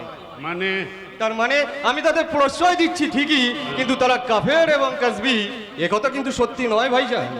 কাফের নয়? না, তসবি নয়, তাহলে তারা কারা? তারা মত্তুজ নামে এক দরবেশ, আনন্দময়ী নামে এক সন্ন্যাসিনী। মর্দার মুসলমান। জন্মে সে মুসলমান, কিন্তু কর্মে সে মানুষ ছাড়া আর কিছুই নয় ভাবি। তসবি আনন্দময়ীর মোহে পড়ে এই মর্তুজ হরি নাম গান করে বেড়ায় না? করে। শোনো শোনো বড় সাহেব, মর্তুজের এই আচার ব্যবহার কি শরীয়তের বিরুদ্ধে নয়? আমি তো আগেই তো বলেছি মত্তুজ ইসলাম নয়, তাই শরীয়তের কোনো প্রশ্নই এখানে আসে না ভাবি। আর তাছাড়া তার বংশের ধারাই ওই বিখ্যাত হোসেন কাদরি তার বাপজান, বিখ্যাত সুফি দরবেশ আউলিয়া রাজ্জাক তার গুরু। আউলিয়া রাজ্জা। তাই তো মত্তুজের হাজারো প্রশ্নের জবাবে মত্তুজ বলছেন, मिल्लत इश्क अज़हमे मिल्लत खुदास्त, मिल्लत अज़हमे मिल्लत खुदास्त, असी क्या मजहब मिल्लत खुदास्त। ভক্তির পথ সম্প্রদায়ের ভেদ মানে না, স্বয়ং ঈশ্বরই ভক্তের পথ ও সম্প্রদায়। এরা কারা সামিম, এরা কারা? মত্তুজ আনন্দময়ী। ও, এরাই ওই মখদুমের ভাষায় বর্ণিত কাফের আর কাজবি। হ্যাঁ ভাইজান। তুমি নাকি ও রাস্তাকে নিয়ে বেয়াদবি করছো? जनाब अशाब भी কিছু দেখলে মানুষ প্রথমেই তাকে বেয়াদবি বলে। জনাব পরে যখন নিজের ভুল বুঝতে পারে, তখন মানুষ চোখের জলে বুক ভাসায়। থামো, তোমাদের কোনো কথাই আমরা শুনতে চাই না। কিন্তু আমরা যে অনেক কথা বলতে এসেছি মা। মা, কোথাকার বেয়াদবি বদতমিজ আমাকে মা বলে ডাকছে, আর তুমি তা দাঁড়িয়ে দাঁড়িয়ে সহ্য করছো বড় সাহেব? না না, সহ্য করবো না, সহ্য করবো না। মা ডাকে অরুচি, আপনি কেমন মেয়ে গো বেগম সাহেবা? ও, আর কত বেয়াদবি সহ্য করতে হবে আমাকে?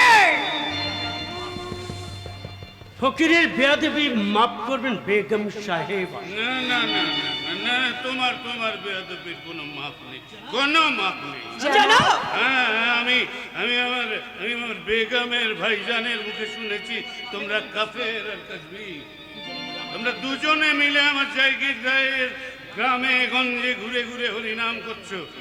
ইসলাম আমি এই ছাপঘাটি পরগনার জায়গিরদার খান আব্দুল রহিম খান, আমি কিছুতেই তোমাদের এই বেয়াদবি মাফ করবো না। ভাইজান, তোমরাও কান্দা। তুমি কি মনে করেছো আমি শরাব খাই বলে বেহুশ হয়ে পড়ে থাকি? তুমি কি মনে করেছো আমি জায়গিরের কোনো খবর রাখি না? শোনো কাফের মর্তুজ, আমার একদল গরিব হিন্দু মুসলমান প্রজারা তোমাকে এই গঙ্গার পারে বকুল তলায় কুড়ে ঘর বানিয়ে দিয়েছে, আর তোমরাও অসম সাহসী হয়ে পথে পথে হরি নাম গেয়ে বেড়াচ্ছ। তোমরা জানো এই ভয়ঙ্কর অপরাধের শাস্তি কি? জনাব ঈশ্বরের পৃথিবীতে মানুষ মানুষ মানুষকে শাস্তি দিতে পারে এটা আমি বিশ্বাস করি না। আনন্দময়ী আনন্দময়ী আর মার্তুজ মানুষকে আর ভয় করে না জানা, তাদের একমাত্র ভয় ঈশ্বর। তাই তো আমরা দিন রাত তার প্রার্থনা করে বলি, মোরে করো দয়া দেহ পদ ছায়া, শুনো হে পরানো কানু, শুনো হে পরানো কানু। মোরে করো দয়া দেহ পদ ছায়া, শুনো হে পরানো কানু, শুনো হে পরানো কানু। হৃদয় কাননে তুমি নিজ গুণে, হৃদয় কাননে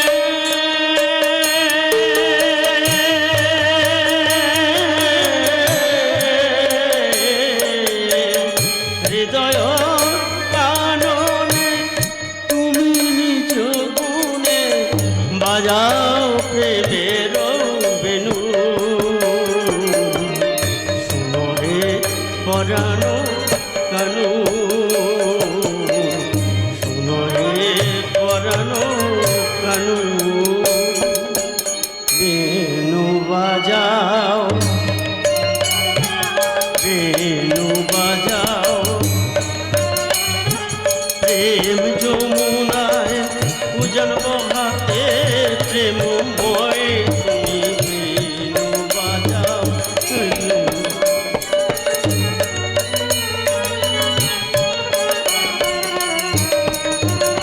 এই কামনায় ভরা মন বৃন্দাবনে প্রেমময় তুমি বেনু বাজাও, বেনু বাজাও। কর্ম যমুনায় ধর্ম ঢেউয়ান বাজাও জীবন তোরি, আর কর্ম যমুনায় ধর্ম ঢেউয়ানি ভাষাও জীবন তোরি। সকলি ছাড়িয়া রহিনু তুহা পায়ে, সকলি ছাড়িয়া রহিনু তুহা পায়ে, জীবন মরণ ঘোরি, জীবন মরণ ঘোরি। বেনু বাজাও, প্রেম যমুনায় পূজন বহাতে প্রেমময় তুমি বেনু বাজাও, প্রেম যমুনায় পূজন বহাতে প্রেমময় তুমি বেনু বাজাও। ও তবা তবা তবা তবা তবা, দেহ দিন এখন নাপাক হয়ে গেল। সাহেবা, বেগম সাহেবা, শুধু তোমার দেহ দিল নয়, এদের গুনাহে আমার তাম জায়গির নাপাক হয়ে গেল। তাই তাই আমি এদের কঠিন দণ্ডে দণ্ডিত করছি। জনাব, এই, এই, শামীম, শোনো শোনো, আমার গরিব একদল হিন্দু মুসলমান প্রজারা ওই গঙ্গার পাড়ে বকুল তলায় যে কুড়ে ঘর ভাঙা দিয়ে দিয়েছে, তুমি অবিলম্বে সেই কুড়ে ঘর ভেঙে নদীর জলে ফেলে দেবে। আর দিন দিয়ে শোনো বেয়াকুব, সেই কুড়ে ঘর নদীর জলে ভেঙে ফেলে দিয়ে সেইখানে ঠিক সেইখানে আচ্ছা কি করা যায়? ওদের যেহেতু খবর দেবেন। না না না, তার চেয়েও কঠিন শাস্তি, তার চেয়েও কঠিন শাস্তি দেব। জনাব, এই জায়গায় সরকারি খরচে কাফের মর্তুজের কসবি আনন্দময়ের জন্য জনাব, এক মঞ্জিল বানিয়ে দেবে। আর সেই মঞ্জিলে কোনো বেয়াদব যদি অনুপ্রবেশ করে ওদের সাধনায় বিঘ্ন ঘটায়, তাহলে তোমাকে আমি জিন্দা কবর দেবো। তবে এই কথাটা তুমি শুধু ইয়াদ রেখো। আর কর্ম যমুনায় ধর্ম ঢেউয়ানি ভাষাও জীবন তোরি, কর্ম যমুনায় ধর্ম ঢেউয়ানি ভাষাও জীবন তোরি। সকলি ছাড়িয়া রহিনু তুহা পায়ে, সকলি ছাড়িয়া রহিনু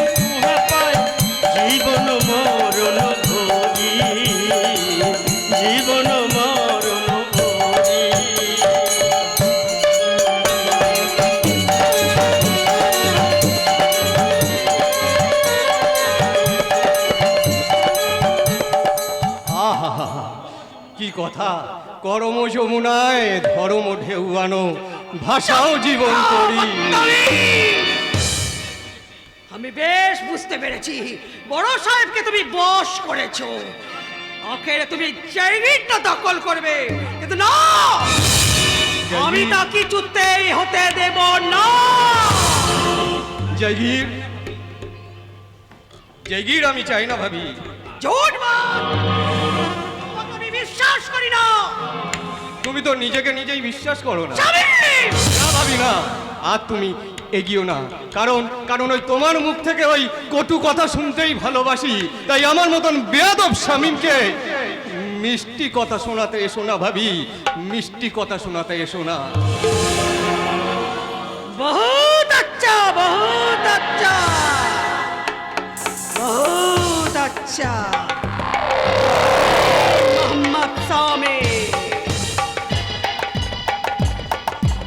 এত দূরদৃষ্টি তোমার মোহাম্মদ শামীম, কিন্তু না, কিছুতেই তুমি নিজেকে বাঁচাতে পারবে না এই মিনার দৃষ্টি থেকে। তোমাকে আমি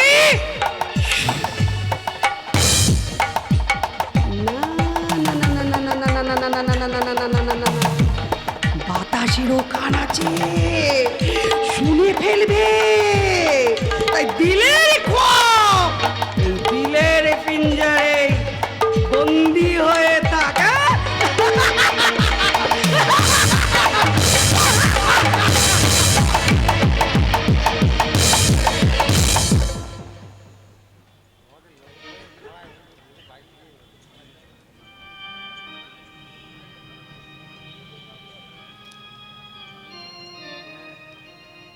আরে কত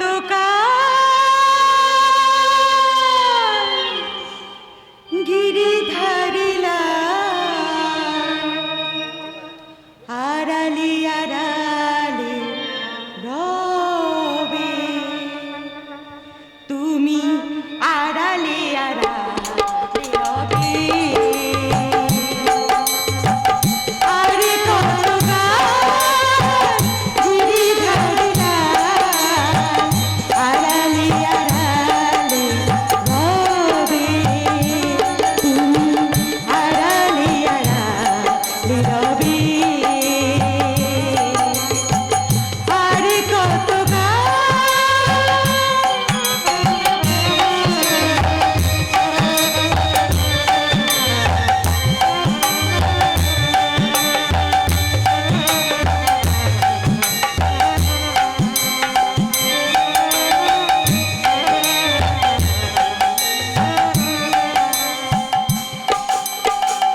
নয়নের জল ঝরে অবিরত,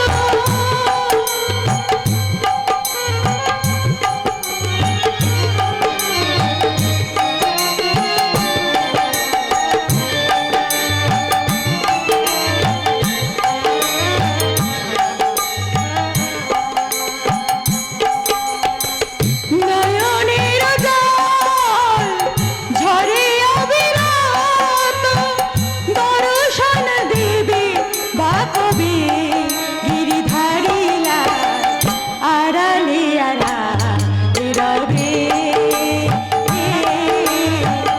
আড়ালে আড়ালে রবে। আরে কত গিরিধারিলা আড়ালে আড়ালে রবে,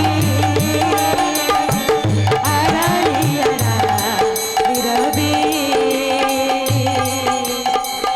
আড়ালে আড়ালে রবে, আড়ালে আড়ালে রবে। ওগো ঠাকুর, মনের স্বপ্ন কি আমার মনের খাঁচাতেই বন্দি থাকবে? জীবন সাথীকে কি তা কোনোদিন জানাতে পারবো না? তাহলে কি স্বামীকে খুশি করার মতো কোনো গুণ আমার মাঝে নেই, নাকি আমার যৌবনের শিখা ওই পুরুষ পতঙ্গকে দিশাহারা করতে পারে না? পারে কেন পারবে না? হুজুরকে লুকিয়ে আমি এখানে এসেছি, বলুন কি জন্য ডেকে পাঠিয়েছি? আপনার কাছে আমি কিছু জানতে চাই দেওয়ান সাহেব। তার জন্য আপনার এখানে আসার কোনো দরকার ছিল না। এই অন্দর মহলে আমাকে ডেকে পাঠালেই পারতেন। এই দাসানু দাস কবিধ্বজ ঠিক গিয়ে হাজির হতো। দেওয়ান মশাই, আমি বয়সে আপনার থেকে কত ছোট। কথা বলবেন না মা জননীও কথা বলবেন না। দেবতারা কখনো ছোট বড় হয় না। আপনি হচ্ছেন গিয়ে সাক্ষাৎ লক্ষ্মী প্রতিমা, রায় বংশের দেবী পায়ে ধুলো দিয়ে। ছি ছি, এ আপনি কি করছেন দেওয়ান মশাই? এই কীটাণু কি ঠিকই করছে মা জননী। বলুন কি জন্য ডেকে পাঠিয়েছি? শুনলাম আনন্দময়ীকে নাকি ছাপঘাটির জায়গিদার আশ্রয় দিয়েছে। শুধু আশ্রয় দেয়নি মা জননী, শুধু আশ্রয় দেয়নি। এলছো বেটা মতুজ না কতুজ নামে এক জাত ভাই নচ্চার মা আনন্দময়ীকে জুটিয়ে দিয়েছে। সেই জন্যই বুঝি আজ এখানে গোপনে বৈঠক বসবে। বসবে না? নিশ্চয়ই বসবে। হুজুর ভূদেবকে, শর্মা ঠাকুরকে, ভূদেবের দিদি লীলাবতীকে ডেকে পাঠিয়ে কেন? ছড়া পরামর্শ হবে। কিসের সলা পরামর্শ? এই দেখো মা জননী বড্ড ছেলে মানুষ, এখনো ব্যাপারটা বুঝে উঠতে পারিনি। ব্যাপারটা হচ্ছে গিয়ে আনন্দময়ী। আনন্দময়ী? আনন্দময়ীকে আবার ওই বালিঘাটায় ফিরিয়ে আনতে হবে। ও বুঝেছি। আপনি তো আর ছেলে মানুষ নন, তবে কি জানেন ব্যাপারটা অতিশয় গোপন। পশু পক্ষীদের টের পেলে অতিশয় বিপদ হয়ে যাবে। হুজুর যদি জানতে পারেন মা, হুজুর যদি জানতে পারেন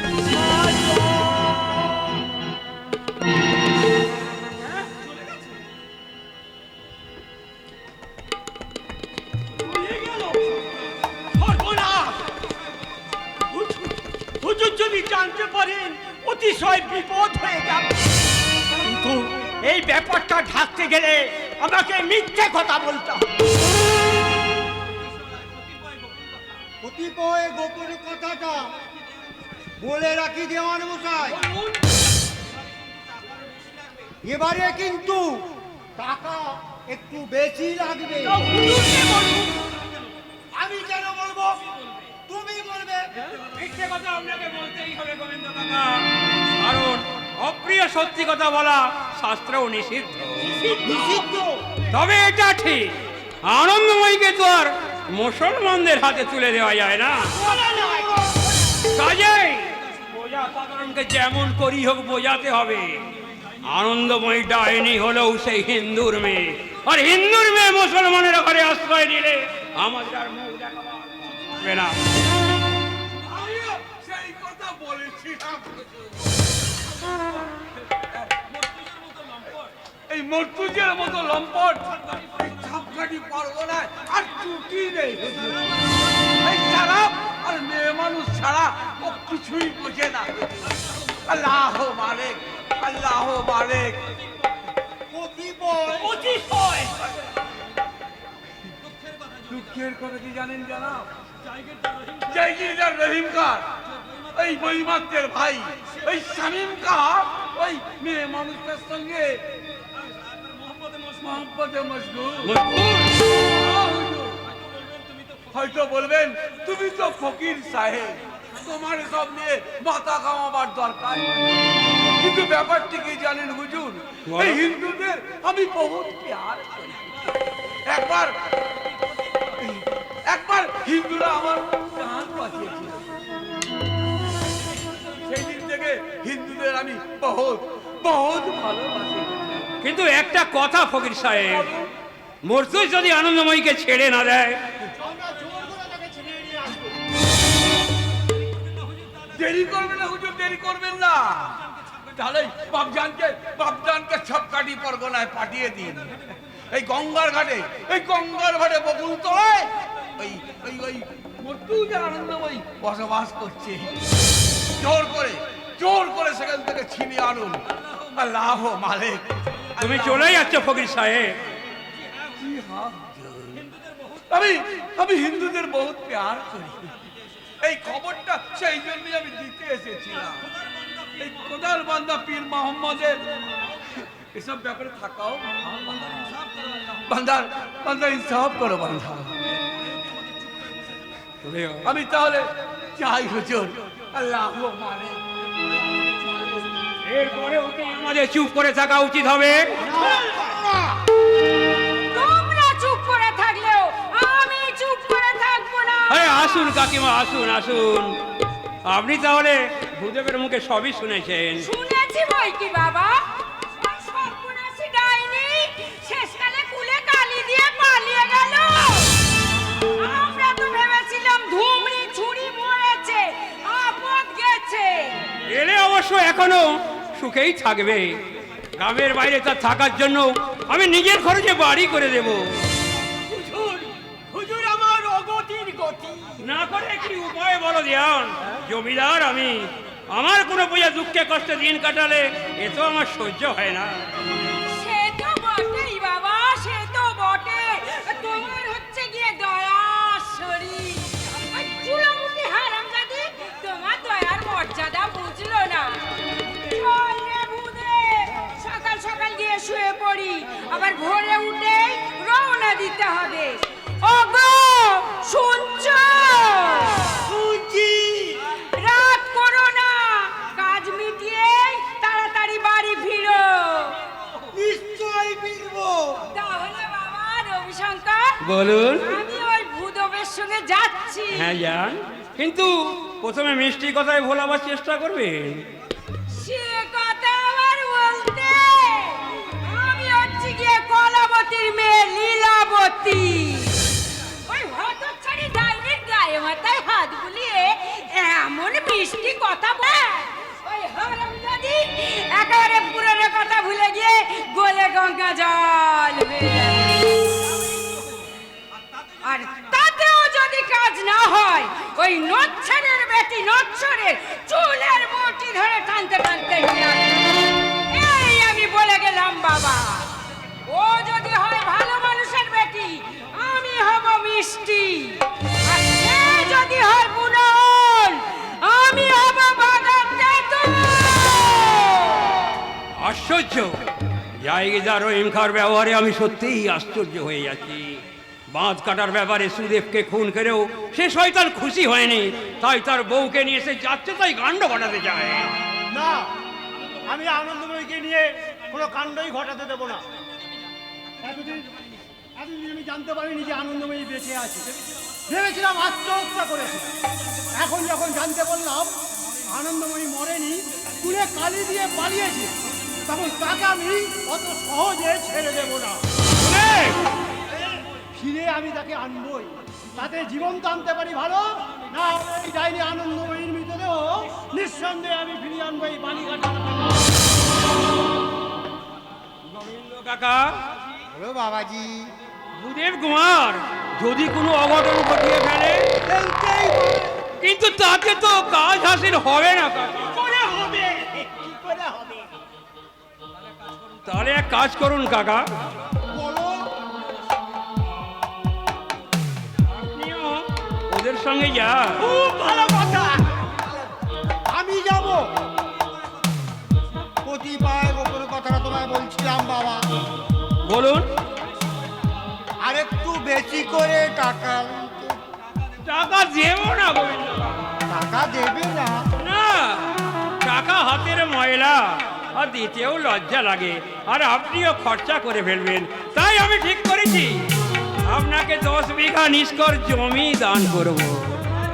কল্যাণ হোক বাবাজি, লক্ষ্মী লাভ করো বাবা। আছে চেষ্টা করুন, আনন্দময়ীকে পেলে আনন্দ লাভ করতে পারি। বারে বারে বেড়ে বসে আছি। দেখুন বাবাজি, আমি বললাম তুমি যদি ওই 10 বিঘে জমির চৌহদ্দি করতে বাট্টা কমিউনিটিটা লিখে পরশু সূর্যাস্তের আগে তোমার আনন্দময়ী, তোমার আনন্দ লাগে, মহানন্দে লাগে। ব্রহ্মাণ্ড দেবায় ও ব্রহ্মাণ্ড হিতায় জগৎ হিতায় কৃষ্ণায় নমো গোবিন্দায়। কেমন হলো দেওয়ান? হুজুর অতিশয় অতিশয় উত্তম ব্যবস্থা। কিন্তু আমাকেও কতিপয় টাকা দেবো দেওয়ান। দেবো না দিলে তোমরা বুদ্ধি খাটাবে কেন? তাহলে সমাজের ওই উল্লেখগুলোকে তুমি ঠিক বুঝিয়ে দেব। সহজে যদি বুঝতে না চায়, ওই চৌরাস্তার মোড়ে ডেঙ্গাটায় একটা মন্দির প্রতিষ্ঠা করে সমাজের লোকে হইচই করে বলবে জমিদার কবি মানুষ নয়, সাক্ষাৎ দেবতা।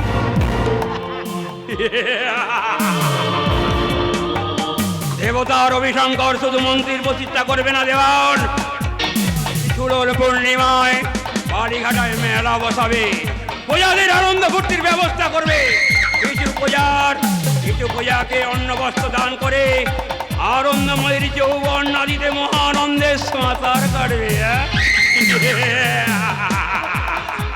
এই কে আছিস? মদ নিয়ে আয়। স্বামী, তুমি হ্যাঁ, এই গভীর রাতে আনন্দ বাগানে তোমার জন্য মত দিয়ে এসেছি। আমি কি অন্যায় করেছি? আমি যে এইখানে আছি তুমি জানলে কি করে? আমার যে মন বলে দিয়েছে। মন তোমার আছে উমা শশী? মন দিয়ে দেখেছো কি কোনোদিন? চোখ দিয়ে দেখেছি, কিন্তু চোখে যে তোমার মদির নেশা। তাই তো আমি মদিরাকে মরাল সালের মতন দিন রাত ছুটে বেড়াই। আমি কি তোমাকে কিছু দিতে পারিনি স্বামী? পারো জ্ঞান দিতে পারো, উপদেশ দিতে পারো, ভালো হওয়ার জন্যেও ভালো ভালো মন্ত্র শোনাতে পারো। পারো বাইজিদের মতন কটাক্ষের চরিতে আমার হৃদয়ে অত বিখ্যাত করতে পারো নর্তকীর মতন অঙ্গ লালিমায় আমার ময়ূর মণ্ডকে নাচিয়ে তুলতে পারো। আমার জীবনটা নাচে গানে ভরিয়ে তুলতে পারবে উমা সতী?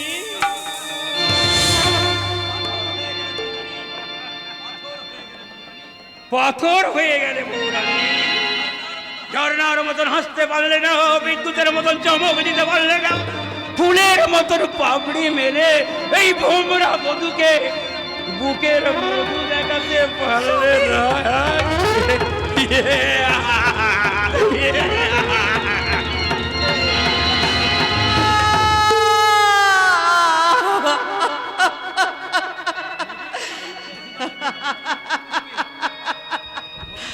মোদির কটাক্ষে হৃদয়টাকে ক্ষত বিক্ষত করতে হবে, অঙ্গ লালিমায় ময়ূর মনটাকে নাচিয়ে তুলতে হবে, নাচে গানে এই ভুবন যে ভরিয়ে দিতে হবে। পারবো না আমি ঝর্ণার মতো হাসতে। পারবো না আমি ওই বিজলির মতো চমকাতে। পারবো না কি আমি মদকে মাতাল হয়ে আমার যৌবনের লোভে আমার স্বামীকে আমার কাছে রাখতে। আমি কি পারবো না?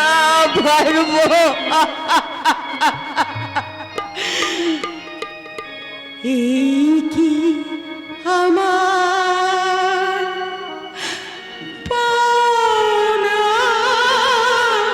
প্রভু? এই কি আমার